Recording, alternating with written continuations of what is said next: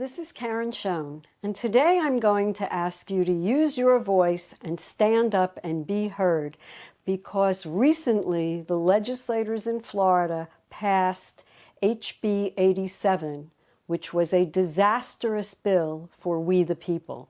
The people in Florida went to the legislature.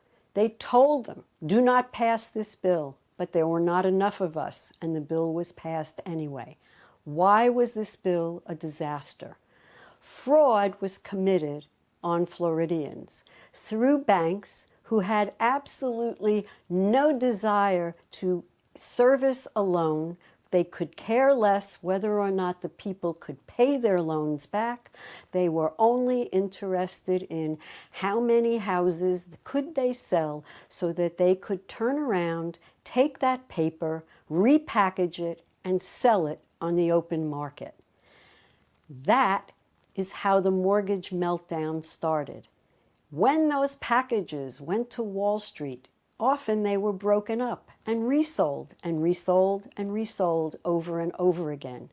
And while that was happening, the secondary market, which is what Wall Street is called, went through these loans and said, they may not perform. These people may not pay. So they took insurance out on those loans, and it did not make any difference to them whether the loans performed or whether they did not. And they did not. So we were set up for failure, and we failed. And as a result, instead of negotiating with the homeowner, what happened was the banks were paid off by TARP. They got their money, Toxic Asset Relief Program. Many banks got the mortgages that were in default from banks that were closed, so they had no vested interest in the mortgage paper itself. When the banks got repaid for those faulty mortgages, they should have turned around and negotiated with the homeowner. Homeowners had hundreds of thousands of dollars invested in these properties. But what did the banks do? They refused to negotiate. They forced foreclosure. Why would they do that? Because the other part of the program was that if a loan was in default, the bank would get 80% of the face value of the note. So they had no reason to negotiate with the homeowner. As a result, neighborhoods began to default on time and time again, and houses were boarded up, not because homeowners were living in them, but because banks took them over and refused to take title to them and left them boarded up. Communities were not paid for mortgage transfer fees, for taxes. Community developments went down, went under for lack of payment. And all of this was created by the fictitious program called TARP. Who lost out? Our communities. We lost our homes. And yet our legislators turned around and said to those banks that committed fraud, we're going to give you a chance to commit fraud again.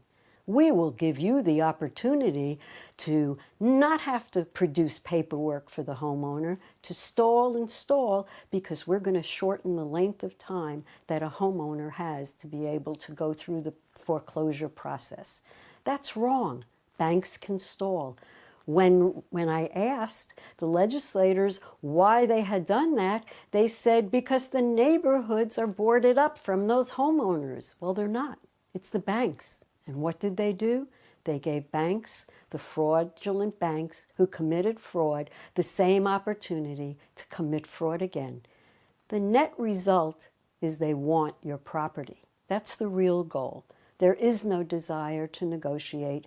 There is no desire to make amends, to bring the taxes back into our communities. There's no desire for that. What there is a desire to do is get those houses, sell them in bulk, and be done with them.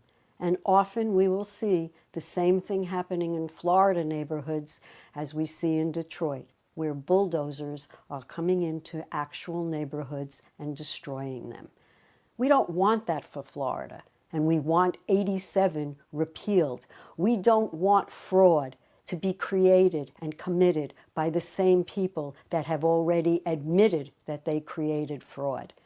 Pam Bondi won a lawsuit, $4.5 billion. And what did she do? She gave $300 to $800 to the homeowners and then created a pool for a grant program to give grants to first-time homebuyers.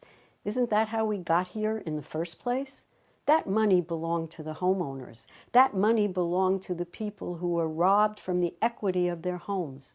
That money belongs to you, and yet it is not going to you. And as a result of this bill, if you have been told you are in foreclosure, whether you are or not, the due process is now put on you, the homeowner, and that was wrong. So use your voice and stand up and tell your legislators 87 is a bad bill and will not help you, will not help your neighborhood, and will not help Florida.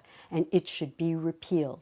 And that should be our job, to make sure that our legislators know that. If you don't tell them and you don't use your voice, they will not hear you. So use your voice.